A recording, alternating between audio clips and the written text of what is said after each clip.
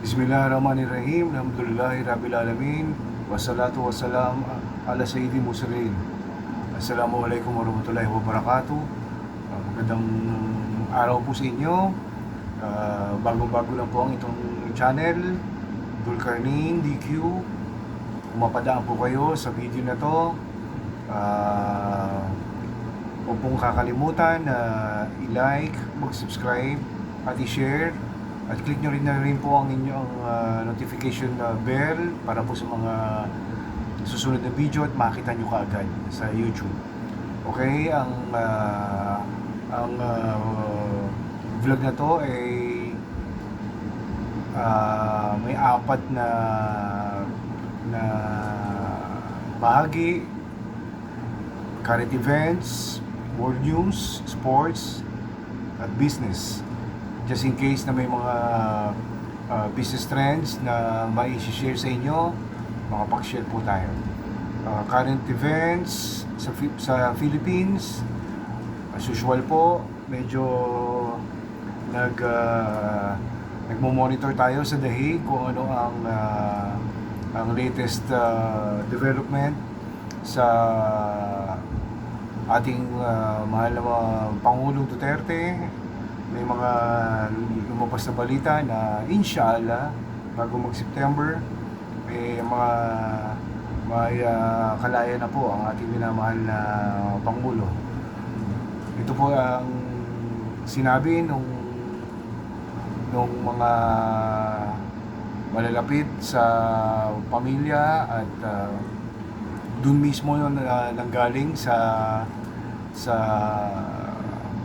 abogado na si Attorney Nicholas Kaufman. He will try his best para sa interim release na sinasabi, pero hindi siya nagbigay ng timeline kung kailan at paano niya, kung kailan niya ipapasa, kailan niya ipafile. Malalaman po natin yan sa mga susunod na araw. May mga nabalitaan din tayo dun sa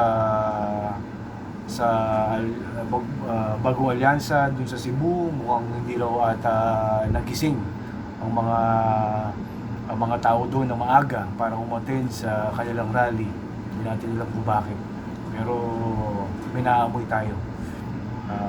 Sa world news naman tayo. World news, medyo magulo pa din sa bandang Israel. Medyo nagkakaroon ata ng mga palitan ng artillery sa pagitan ng Israel, Houthi at Iran. Sa mga kababayan po natin dyan sa Israel, mag-ingat po kayo at magdasal. Meron din tayong balita sa nangyaring lindol sa Thailand at Myanmar. Mukhang medyo nagsimula na ang investigasyon kung ano ang nangyari dun sa bumagsak na building. Medyo may umaaral na kung ano ang sanhi. At obviously may nasa nakalakas ng pag-inig, magnitude 7.7. Medyo naitala na raw ata na more than 3,000 ang nangamatay sa Myanmar at saka sa Thailand. Ang mga kababayan po natin dyan sa Thailand at saka sa Myanmar, kung meron man, mag-ingat po kayo dyan. Mag-ingat at magdasal. Patungo tayo sa sports. Ang sports, tungo tayo sa NBA. Medyo malapit na ang play-in, playoffs. Actually, Utah Jazz tayo Jordan Clarkson tayo kay Kabayan, kaso medyo sila tanking.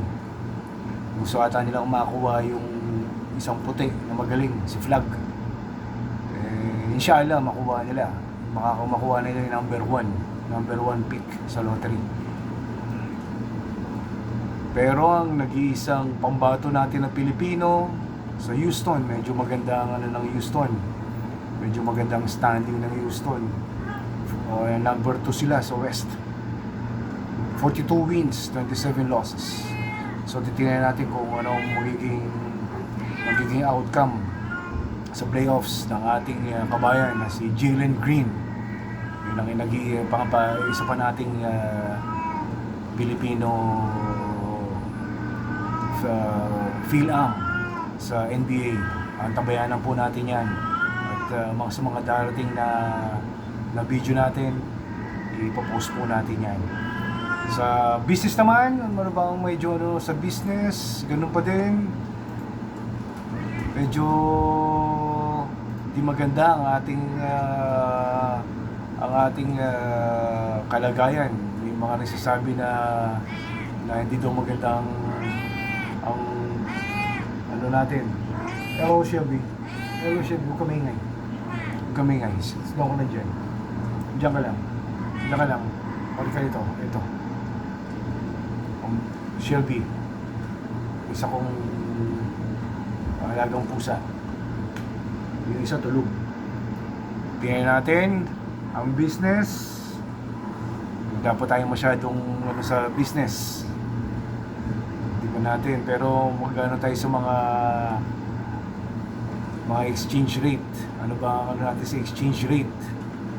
Kasi alam naman natin na pag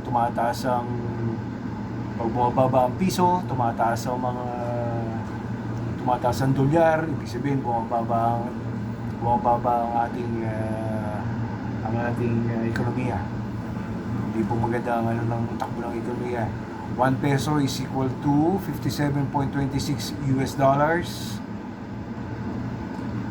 61.87 naman sa euro. British pound 73.98. Australian dollar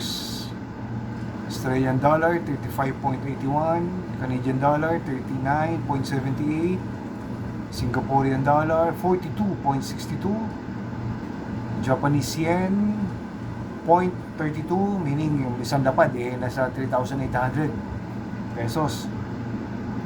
Ito na po ang natin dito na po tayo muna magtatapos. Ito po ay magpaunang bahagi pa lang po lamang. Inshallah na maging maayos ang susunod na ating vlog. Maraming salamat po. Susubok ko pong bumalik mamaya. Thank you po sa lahat. Maraming salamat. Assalamualaikum warahmatullahi wabarakatuh.